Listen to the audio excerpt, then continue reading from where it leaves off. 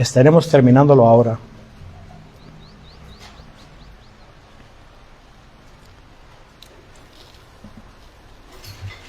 Isaías capítulo 1, del 12 al 20. Vamos a orar. Querido Padre Celestial, te damos gracias por tu gran misericordia, Señor. Te pido asistencia de tu Espíritu Santo, Señor, para poder proclamar tu palabra pura, perfecta. Que tu pueblo te conozca, Señor.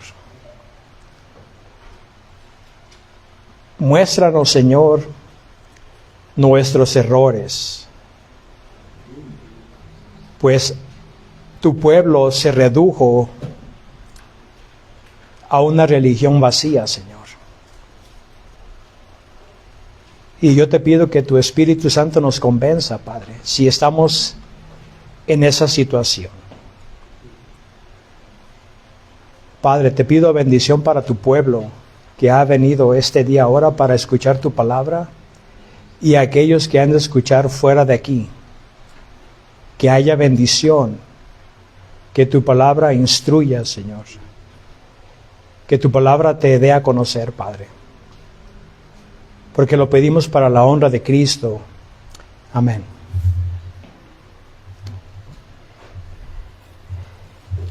Isaías, capítulo 1. El ministerio de Isaías recorrió un periodo del año 740 antes de Cristo hasta el año 685, lo que él miró la caída de Israel. Ya hemos dicho que Israel es diferente a Judá. En el año 930 se dividió el reino cuando murió Salomón. El norte era Israel, cuya capital era Samaria, y el sur era Judá, y la capital era Jerusalén. Y a veces estaban en conflicto entre ellos.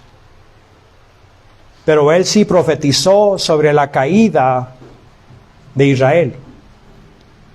Sennacherib, el rey asirio, asedió a Israel en el año 722 y lo destruyó. Se los llevó captivos. Ahí es donde están las especulaciones de las 10 tribus perdidas, porque ellos fueron despatriados y se los llevaron a un lugar de las estepas o el Mar Negro, y quedó el sur. La nación de Israel se había degenerado como una viña. Fue plantada una semilla noble, pero dio uvas amargas. Y aquí Dios habla en metáfora para describir su comportamiento. Desde el tiempo de la división del reino, Jeroboam, para que no bajaran al sur a adorar, les puso un becerro en la frontera en Samaria y al norte en Dan. Allá se fueron los danitas hasta el norte.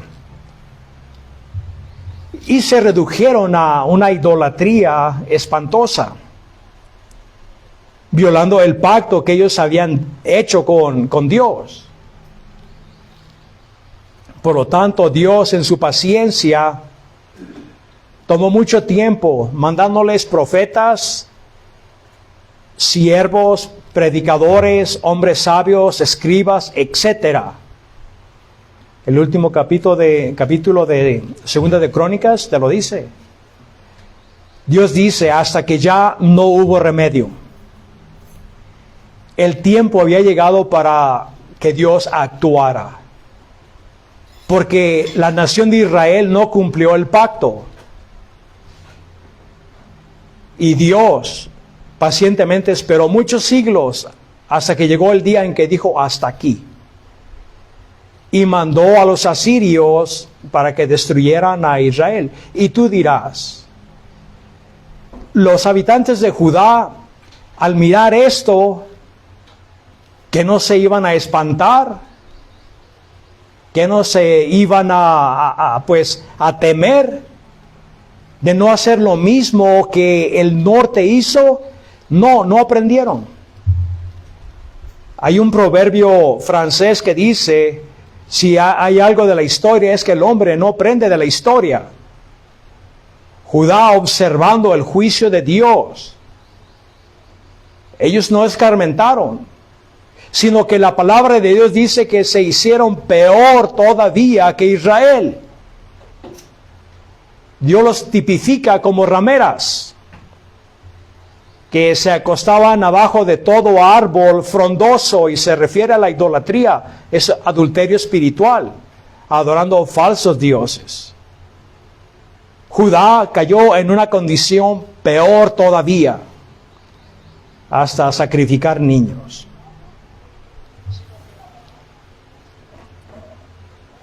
Pero seguían los rituales. Dios no estaba condenando los rituales. Lo que estaba condenando era de que ellos no se apegaban a los 10 mandamientos. Miren, aquí en el versículo 21 y 22 nos dice el problema. ¿Cómo se ha convertido en prostituta la ciudad? Y se refiere a Jerusalén. Prostitución espiritual con otros dioses. Llena estaba de derecho y en ella habitaba la justicia cuando entraron, pero ahora la habitan homicidas. Tu plata se ha convertido en escoria, tu vino está adulterado con agua, tus magistrados son rebeldes, fíjate los jueces, y compañeros de ladrones, cada uno ama el soborno y va tras las recompensas. No defienden al huérfano, ni llega a ellos la causa de la viuda. Mientras que ellos hacían el teatro, ellos cumplían los requerimientos de la ley ceremonial de los sacrificios, pero estaban muertos. Todo era repetición, repetición, repetición. Pero fuera del templo, aquí te describe lo que eran. La gente era homicida. Lo que miramos en nuestra nación era lo que eran ellos. Pero iban al teatro, iban al templo. Porque esto fue una costumbre meramente. Es todo lo que es. Ellos recibieron esto como costumbre, al igual que la circuncisión, pero para ellos el judaísmo real estaba muerto. Ellos ya adoraban a dioses ajenos. A Sera, la diosa de la fertilidad, a Baal, el dios de las cosechas, de las lluvias, de los truenos. Ya no adoraban a Dios, así es de que todo era formalidad, teatro, mecánico. Su corazón no estaba con Dios. Por eso aquí dice en el 12, cuando vienen a ver mi rostro, cuando se presentan delante de Dios allí en el templo, en la Shekinah, en la gloria, ¿quién pide esto de sus manos? Para que pisoteen mis atrios. Esta gente estaba pisoteando la dignidad de Dios.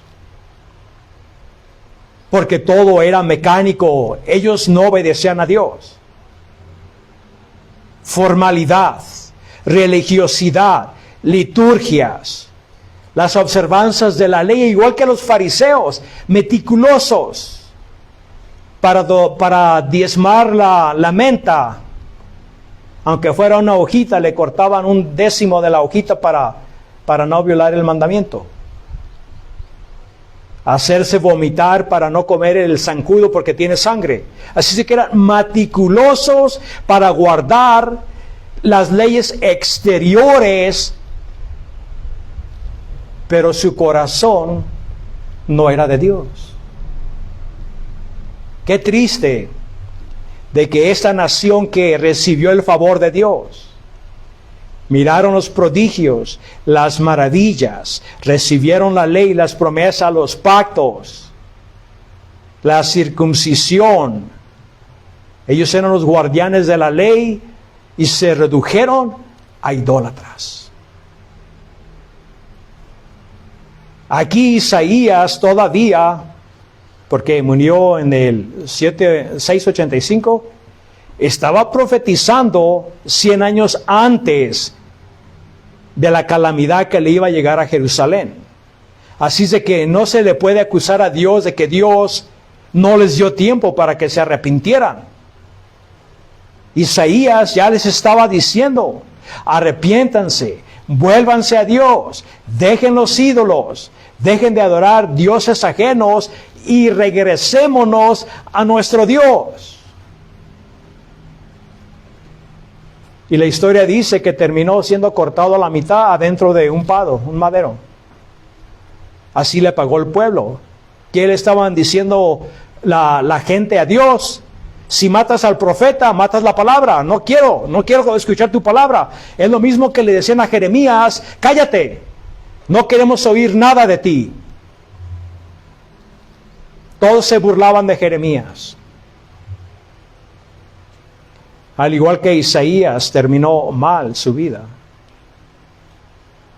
Porque les digo que a los pecadores, como teníamos el estudio en la mañana, no les gusta que expongan su maldad. No les gusta que le digan que están mal. Porque aman la oscuridad más que a la luz. Así le pasó a Israel. De a poco a poquito, al igual que una embarcación que no está amarrada al muelle, la marea se la fue llevando. Así también la conciencia de Israel desde la antigüedad se fue apagando, se fue adormeciéndose hasta que ya no tenían conciencia. Y llegaron al punto donde era irremediable. Dios tenía que cumplir su lado del pacto.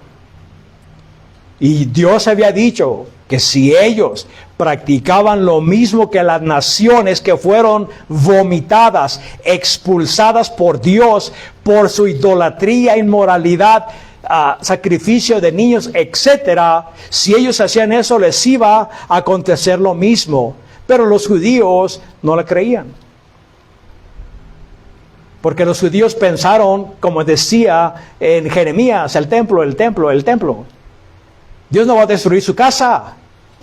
Dios no va a dejar que nos invadan porque aquí está su templo.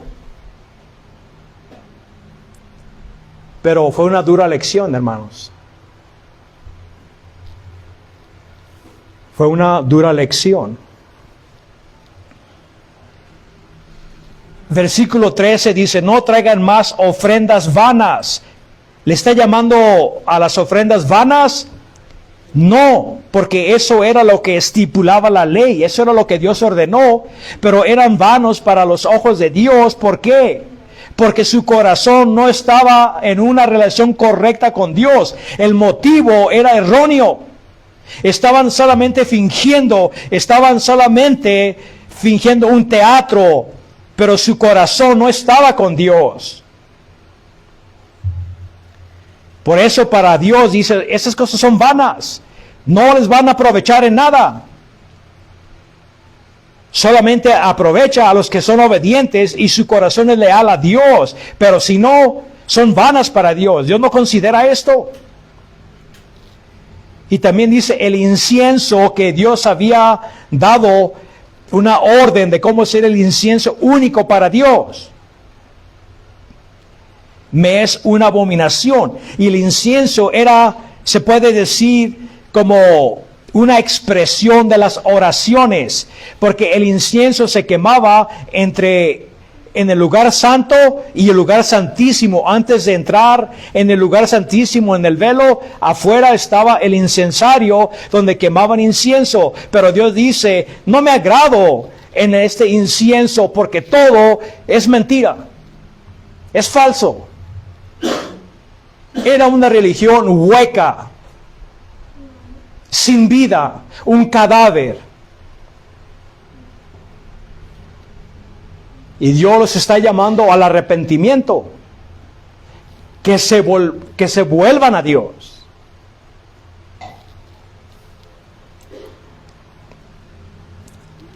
Porque dice Dios, sus ofrendas son vanas. No quiero incienso. También las lunas nuevas, que era una vez por mes, también había una convocación santa. Según los varones iban al templo a orar, pero todo era mecánico. Los sábados, el Shabbat,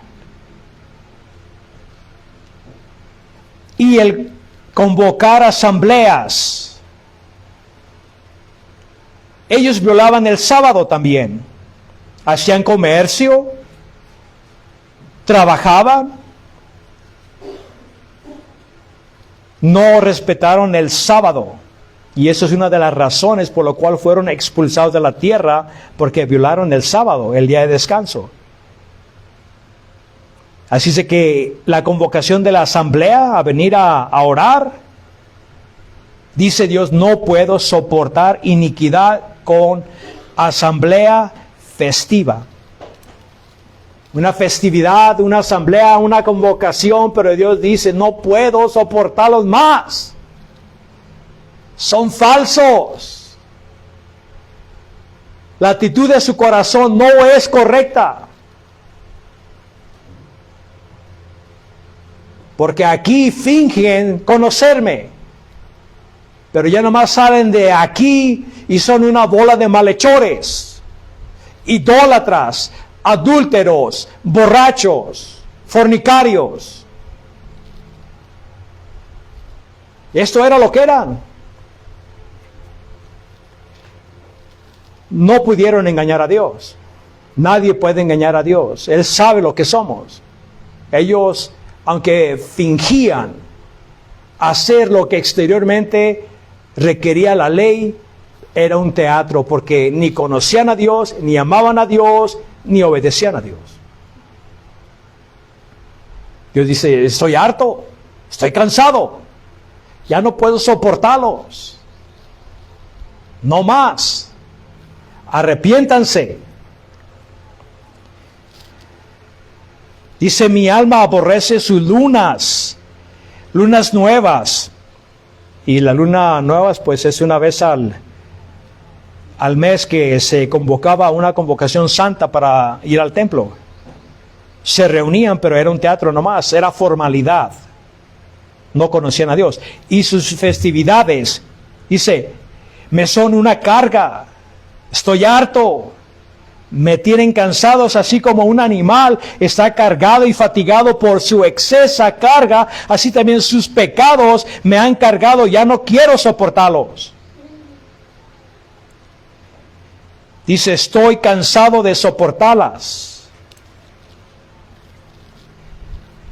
Una de las cosas, hermano, que tenemos que entender, que nosotros como seres humanos, se nos olvida,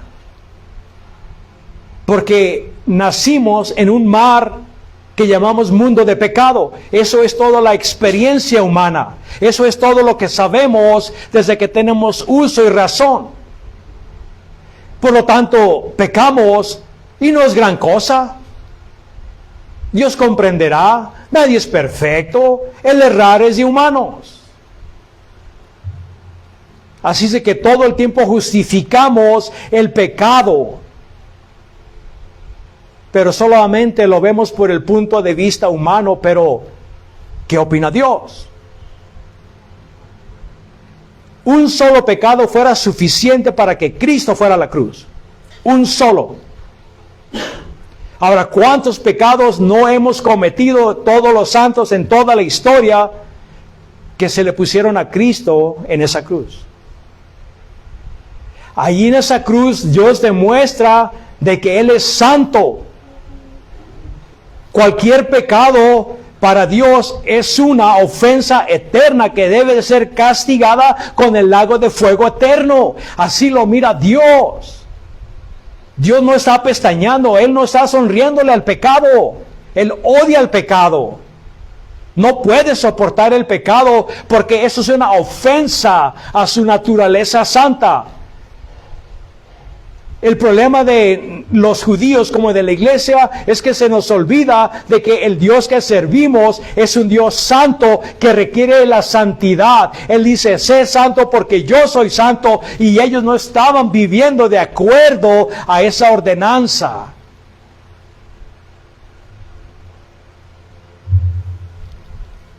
Sin santidad nadie verá al Señor. De hecho, la única manera que tú y yo vamos a entrar al cielo es porque tenemos una santidad que le pertenece a otro que se llama Jesús. Sin esa santidad no puedes entrar al cielo. Tu santidad no vale nada. Tienes que estar en Cristo. Tienes que estar revestido de su santidad.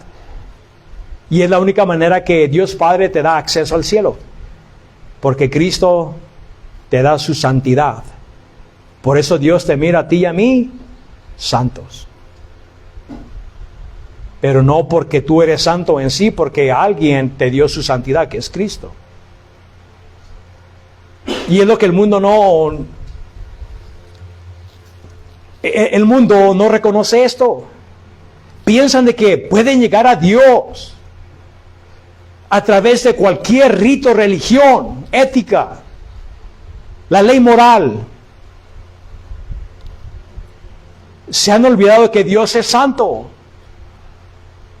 y que todos son pecadores, y ningún acto, por piadoso que sea, puede comprarte la justicia y anular el pecado que cometiste. No se puede. El mundo no considera a Dios tan santo. Ni yo soy tan malo. Dios entenderá. Muchos así se la quieren rifar. Oh, Dios sabe que no soy perfecto, pero tampoco no he sido tan malo. La gente no se da cuenta que si no estás en Cristo, Dios Padre nunca te va a aceptar. Nunca te aceptará. Porque fuera del arca que es Cristo solamente hay ira. Y los judíos, nomás por ser descendientes de Abraham, no quiere decir que ellos automáticamente eran hijos de Dios. De hecho, Pablo le dice claramente, no. Solamente en Isaac la simiente será llamada. Porque él dice, no todo Israel es Israel. La mayoría de los judíos, como en la tribulación, 2/3 de ellos van a hacer pacto con la bestia. No son creyentes. Y la mayoría de todos los judíos en toda la historia, la mayoría no han sido creyentes. Es solamente un remanente.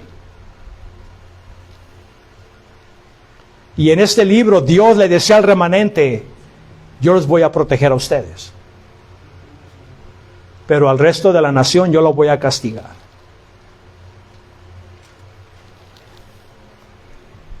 Dios es santo, hermanos. Cuando el pueblo de Israel, tantos pecados, que ya Dios dice, estoy cansado, ya no puedo soportarlos.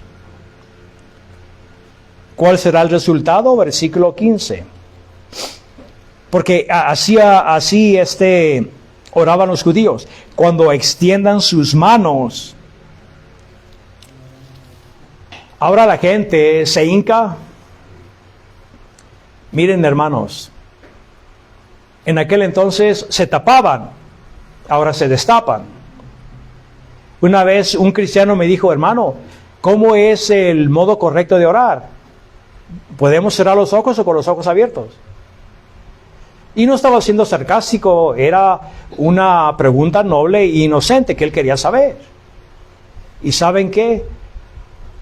No es si estás sentado, acostado, parado, extendiendo los brazos. Dios no va a impresionarlo por tu posición corporal. Lo que Dios mira es la actitud de tu corazón.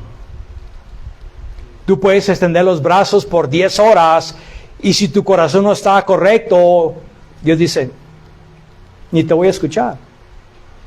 Él dijo 2 palabras genuinas y a él sí lo voy a escuchar porque su corazón es recto delante de mí. Así es de que ellos pensaban de que podían orar a Dios y que Dios les iba a responder. ¿Qué no pensamos de esa manera también? Nosotros, hermanos, para que Dios nos responda las oraciones, hay condiciones. No nomás porque eres hijo de Dios por la regeneración, automáticamente Dios te va a escuchar en todo lo que le pidas. Él te escuchará en todo lo que le pidas solamente si estás caminando en santidad. Si estás pegado a Él, como dice Judas, manteniéndote en el amor de Dios. Sí, allí Dios dice, pide lo que quieras. Pero si no estás obedeciendo mis mandamientos, es una cosa fútil que vayas a orar cualquier día de la semana o hagas lo que hagas, no te voy a escuchar hasta que corrijas tu comportamiento y lo alinees a mi santidad. Y eso es un error de la iglesia en nuestro tiempo. Pensamos de que ya Dios, Él nos va a bendecir. Ya soy cristiano, ahora las ventanas del cielo y las puertas se han abierto y van a llegar las bendiciones. No, hermano. La bendición de Dios es para los que le temen, para aquellos que caminan en sus ordenanzas. Esto fue el gran error de los judíos que pensaban de que podían ir al templo y todavía orar y todo estaba bien. Cuando su conducta fuera del templo era como un gentil. Igual. Vamos.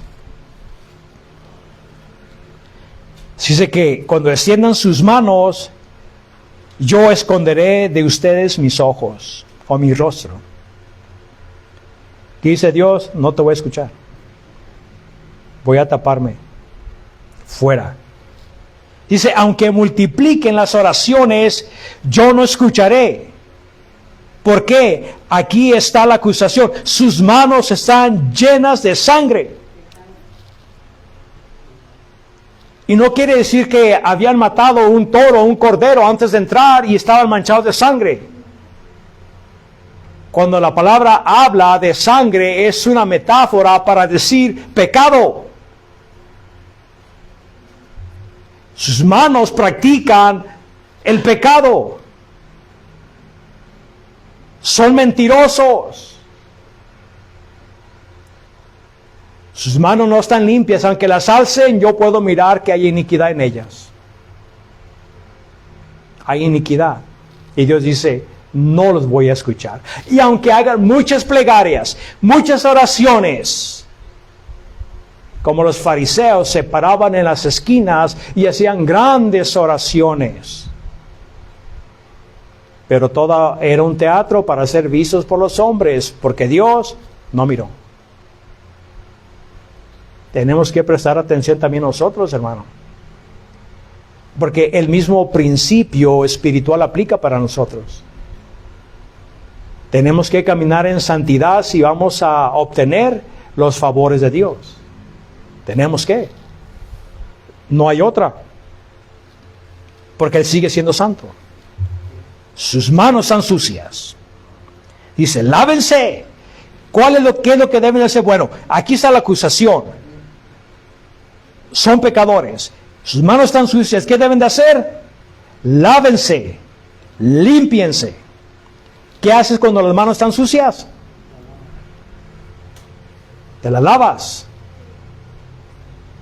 Y las manos son una extensión del corazón. Lo que quiere decir que metafóricamente hablando, no son las manos las que están sucias, es el corazón. Su corazón no era recto. Y Dios los llama, básicamente esto es arrepentimiento. Vuélvanse, lávense. Dios no está diciendo los voy a lavar. No, ustedes tienen que arrepentirse y volverse a mí con todo su corazón. Aprendan. Esa era la solución. Si querían evitar el juicio de Dios, entonces tenían que limpiar su conducta. Límpiese, quiten la maldad y de sus acciones delante de mis ojos. Son sus acciones. Era la maldad, acciones malas que estaban practicando. Ya leímos el versículo 21 y 22 y 23. ¿Qué era lo que estaban haciendo? En esta época no era nada abnormal que los sacerdotes estuvieran bien borrachos ministrando en el templo. Y que los profetas profetizaban por Baal en vez de Jehová.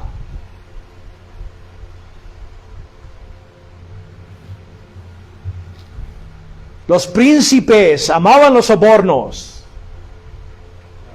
amaban el dinero, amigos de los ricos, extorsionadores,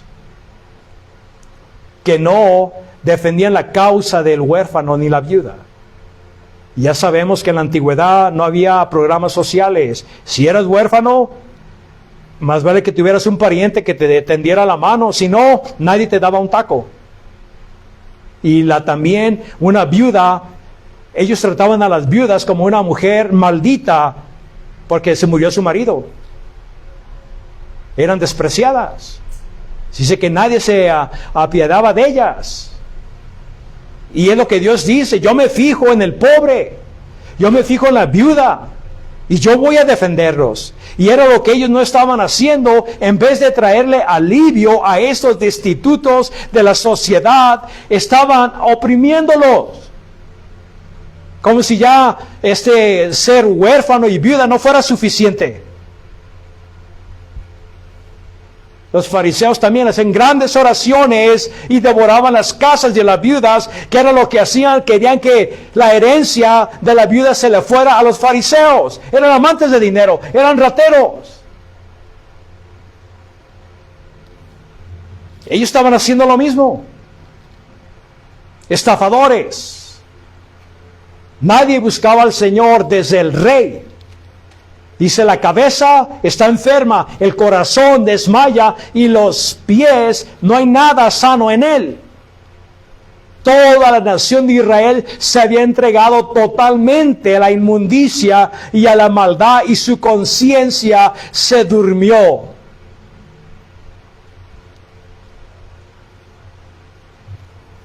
Donde ya su conciencia no les hablaba. Hay un libro de MacArthur que se llama The Vanishing Conscience, la conciencia que se desvanece. Porque mientras más se multiplique el pecado, la conciencia es reprogramada y se anestesia. Y es como callos, ya no te duele. Y estamos mirando nuestra sociedad cómo practican la maldad ahora con impunidad. Una de las cosas, con impunidad, y segundo, sin conciencia. ¿Cómo es posible de que los padres o una madre aborte a su hijo? Eso no es tener conciencia, ni un animal hace eso. Y ya todos los políticos se meten al tren de pro-choice. Oh, sí, yo estoy a favor de la aborción. La mujer tiene que elegir. Porque se han olvidado de la conciencia. Porque ni siquiera los caníbales se comían a sus hijos. Y vamos de mal en peor. Donde era la conciencia ya no es parte de nuestra sociedad.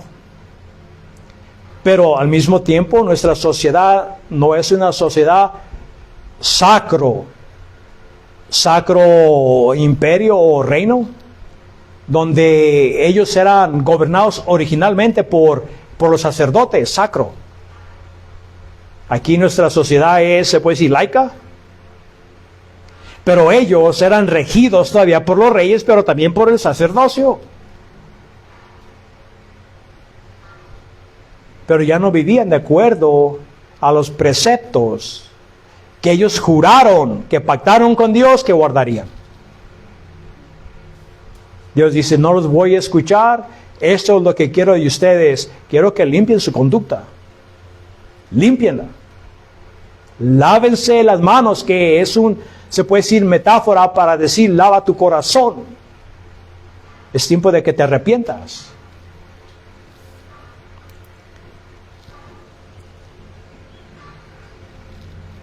Dejen de hacer el mal. ¿Y qué deben de hacer? Aprender. Aprendan a hacer el bien. Es alejarte, lavarte del mal y aprender a hacer el bien. ¿Por qué tienes que aprender a hacer el bien? A los niños no se les enseña a hacer el bien. A hacer el mal, perdón. Porque ya automáticamente el hombre ya nace con la naturaleza rebelde y eso es lo que va a hacer el joven o la jovencita. Porque todos somos pecadores rebeldes. Y para hacer el bien se nos dificulta, vaya. No es fácil hacer el bien. Porque eso quiere decir que tienes que ir contra viento y marea. Tienes que ir contra la sociedad. Tienes que ir aún con tu propia familia. Tienes que ir contra el mundo. Porque el mundo tiene una corriente y Dios te dice, esa corriente no es mía, tú tienes que venir por esta, en contra del mundo. Y allí es donde rechinamos. Porque queremos ser aceptados en el mundo y si vamos a ser aceptados por ellos, tenemos que practicar lo mismo que ellos, si no, no nos van a aceptar. Yo no miro que un palomo ande entre los patos. Pero los cristianos sí. Qué fenómeno más grande, ¿verdad? No. El cristiano debe de apartarse, consagrarse para Dios. Lavarse las manos, lavar su conducta, aprender a hacer el bien. Y padres, no es mi deber enseñarle los valores o la ley de Dios o la Biblia a tu hijo. Ahora todas las iglesias, la mayoría, tienen Sunday School, que le llaman, o escuela dominical. Y ahora, si una iglesia no tiene escuela dominical, ya es mirada como una cosa extraña, como fuera de la Biblia. ¿En dónde encuentran la escuela dominical en la Biblia? Yo los desafío, Nuevo Testamento, Viejo Testamento, enséñenmela. Y yo te diré que la historia en London, en los 1850, porque los jovencitos, los niños, estaban siendo llevados a las minas. Y era la única manera de que ellos puedan ser evangelizados teniendo escuela dominical, porque ellos trabajaban jornadas muy largas, niños. No hay compasión. Y ahí nace la escuela dominical. Me acuerdo en Estados Unidos que una familia eran como 6 hijos, se me hace, sí, 6. Los padres llegaban al parqueadero, se bajaban los hijos y ellos se iban, como si la iglesia tuviera el deber de inculcarle la moralidad, la ética y el conocimiento de Dios a los niños y no los padres. No. Capítulo 6 de Deuteronomio dice que los padres, cuando el niño se levante, cuando se acueste, en el comedor, en la cocina, en el camino, en el mercado, donde quiera que fueran, el padre tenía que estarle constantemente inculcándole la ley de Dios. No eran los levitas, no eran los sacerdotes, no era la tarea de ellos. Y ahora también, padres, no le dejen eso a la iglesia, porque en la iglesia solamente vienen 1 hora por semana y el resto de la semana están en su casa.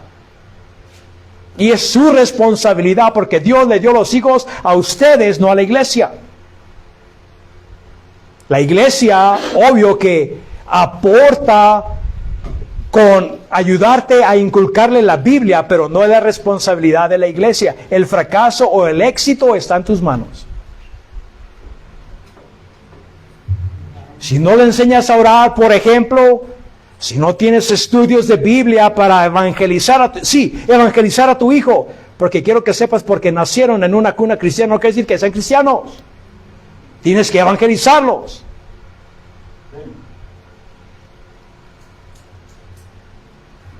El aprendizaje está en el hogar.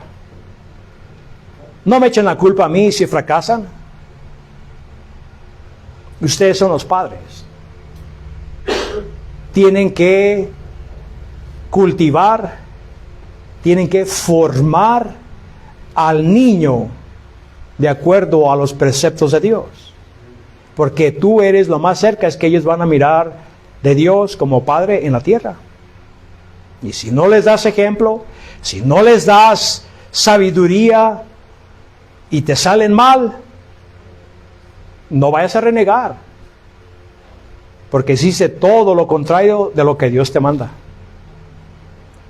Al niño se le inculca, es una inculcación o endoctrinación, cómo buscar a Dios. El padre le tiene que decir, mira, Dios es este, mi Dios es este. Este es el Dios de nuestra nación. Este es el Dios que nos sacó de Egipto. Este es el Dios de Abraham, Isaac y Jacob. Los padres. Así que ellos tenían que aprender a hacer el bien.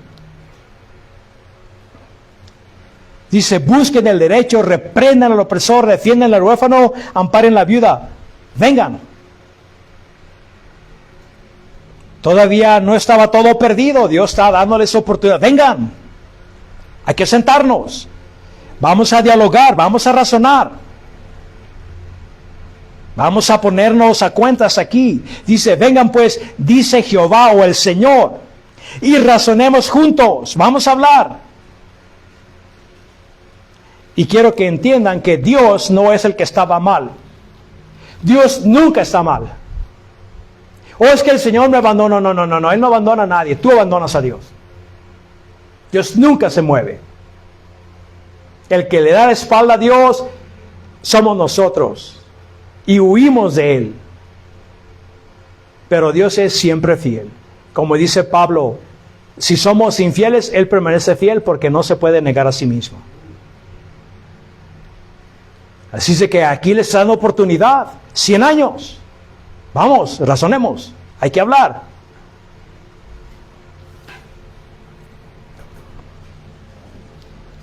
Dice, porque miren, aunque sus pecados, sus manos están sucias de sangre, sean como la grana, como la nieve serán. Dios dice, yo estoy más dispuesto a perdonarlos que a castigarlos. Dios está más dispuesto a salvar que a condenar. Él dice que Él castiga hasta la tercera y cuarta generación de los que me odian, pero enseña misericordia hasta 1000 generaciones. Ahí te dice que Dios está más dispuesto a bendecir, a perdonar que castigar. Ese es el carácter de Dios. Él es misericordia, Él es bueno. Así es que Él está diciendo, miren, aquí el problema son sus pecados, pero vamos a hablar. Yo quiero perdonarles sus pecados. Van a aceptar. Van a aceptar. Así que si los pecados son como la grana, como la nieve serán. Emblanquecidos, aunque sean rojos como el carmesí, vendrán a ser como blanca lana. Es lo mismo, nomás en diferente forma. En otras palabras, yo quiero perdonarlos. Yo quiero purificarlos. Yo quiero santificarlos. Aquí está la responsabilidad de ellos, porque ya el profeta les dijo, ya les llevó el mensaje. Si quieren y obedecen, que es el juramento del pacto, si quieren y obedecen al pacto que ellos habían hecho, ¿Qué es lo que Dios iba a hacer? Él se comprometía, como lo hizo con Moisés: comerán de lo mejor de la tierra, esa tierra que fluye con leche y miel. Va a haber bendición para ustedes. Yo no voy a dejar que los enemigos vengan y los saquen. O yo voy a reprender a las langostas, a las enfermedades, a la lepra. Yo voy a bendecirlos en el campo, en la ciudad, donde quiera que ustedes estén. Van a ser la cabeza y no la cola. Prestarán y no pedirán prestado. Dios nunca falló en su pacto. Ellos fueron los que fallaron. Y Dios les está llamando, lo está recordando al pacto. Vamos a hablar. Yo quiero perdonar sus pecados. Yo quiero darles la abundancia de la tierra. Miren, cuando salieron de Egipto, que casualmente en Egipto no salió de ellos, porque todo el tiempo estaban renegando. Ay, en Egipto teníamos pepinos, teníamos cebollas, había peces, y comíamos hasta llenarnos y tomábamos agua, y aquí nos trajiste a matarnos de hambre y de sed. Aunque Dios les daba agua y les daba el maná. Todo el tiempo renegando contra Dios. Así es que los sacó, los protegió del sol abrasante de ese desierto, porque llega hasta los 100 grados.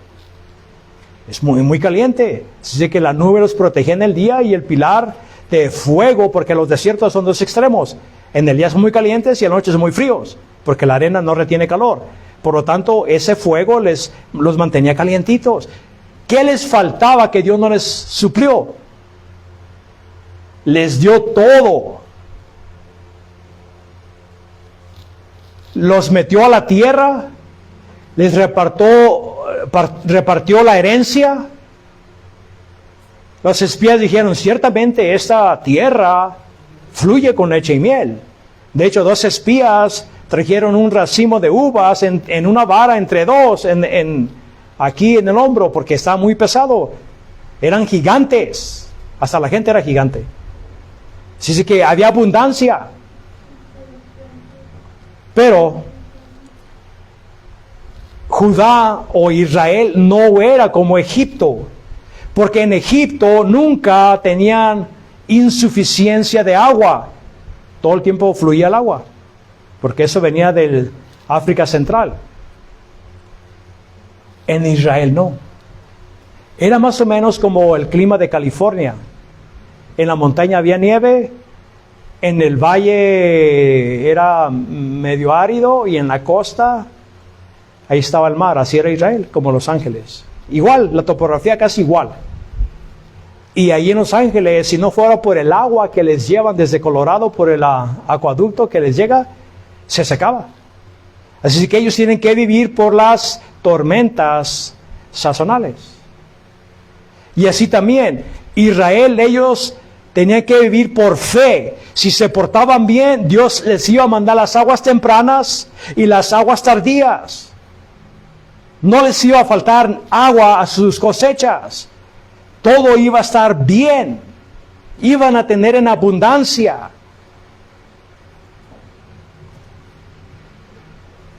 Pero ellos se olvidaron de Dios. Lo mismo que les dijo Moisés. Le dijo: miren, que cuando entren a la tierra y prosperen y se vuelvan gordos, obesos,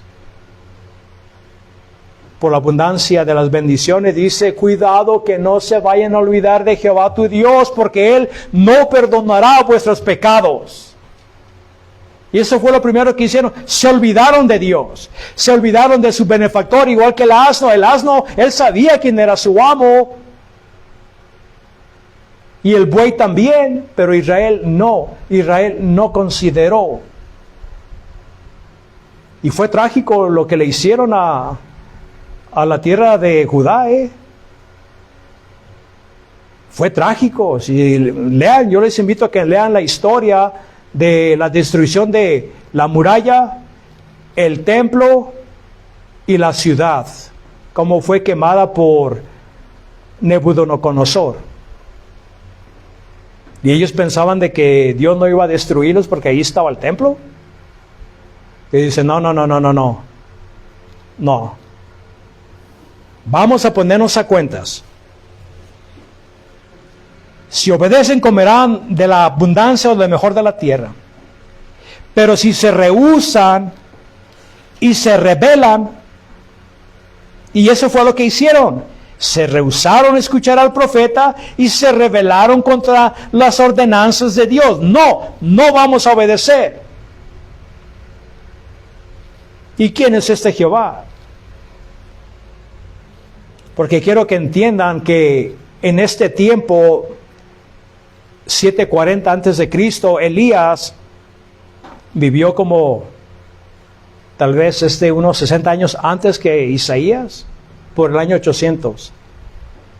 Ya miramos cómo la gente estaba adorando a Baal y Elías tuvo que sumarlos o convocarlos al monte Carmel para que determinaran quién es Dios. Si Baal era Dios, sigan a Baal, pero si Jehová es Dios, sigan a Jehová, pero no pueden estar divididos en dos opiniones. Y aún mirando ese milagro, aunque mataron a los sacerdotes de Baal y Asera, muy pronto se olvidaron de eso y cayeron en la misma rutina idólatra. No aprendieron. Y aquí Dios le está diciendo, miren, si se rehúsan y se rebelan contra mis ordenanzas, serán consumidos por la espada. Y eso fue lo que les aconteció. Miles y miles y miles de judíos puestos a la muerte. Y los que sobraron se los llevaban a Babilonia, al cautiverio, donde iban a ser siervos, esclavos, por 70 años, que no guardaron cada 7 años sabático. No lo guardaron, así de que Dios los castigó 1 año por cada año sabático, que no cumplieron. Imagínate, nunca lo cumplieron. Es increíble. Hoy dice, ok, no lo cumplieron, 70 años en el cautiverio. Esa es la sentencia. Serán devorados por la espada, porque la boca del Señor ha hablado. No es Isaías, no es un buen hombre. Aquí Dios dice, yo estoy hablando. Yo les estoy hablando. Si se rehúsan, van a ser devorados a espada. Esto es básicamente como un juramento, que si no lo hacen, cumpliré mi palabra. Van a ser cortados a espada. Y eso fue lo que aconteció. De hecho, en el año 70 aconteció lo mismo. Aquí rechazaron a Isaías, allá rechazaron a Jesús. Y les fue mal. ¿Aprendieron de la historia ellos? No aprendieron. ¿Están aprendiendo ahorita de la historia? No están aprendiendo. Así es que, hermanos, ahí le vamos, ya terminamos. Pero hay que llevarnos esto, de que Dios es santo. Si tú quieres que tus oraciones, tu comunión con Dios sean serias, Dios quiere que limpies tu conducta, que obedezcas.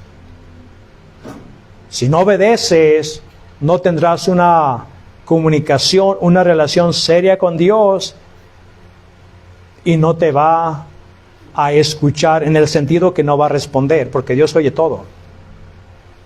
Esto aplica para nosotros. Queremos las bendiciones de Dios, entonces, ok, hay que caminar en el buen camino, en la santidad. Y también nos dice, vengan, vamos a hablar. Limpien sus manos, limpien su conducta. Y les va a ir bien, va a haber bendiciones. Hermanos, Dios quiere bendecir. Y la bendición de Dios no es meramente que, me va a dar mucho dinero, o el materialismo, no, las bendiciones de Dios vienen en muchas cosas. Si tienes salud, es una bendición de Dios. Si te levantaste ahora, es una bendición de Dios. Bueno, pues ojalá, hermanos, que esto nos haya abierto los ojos a mirar que el carácter de Dios no cambia. Ha cambiado la forma en que trata a la humanidad, pero su carácter es inmutable, no cambia. Es el mismo Dios, hermano. Bendiciones.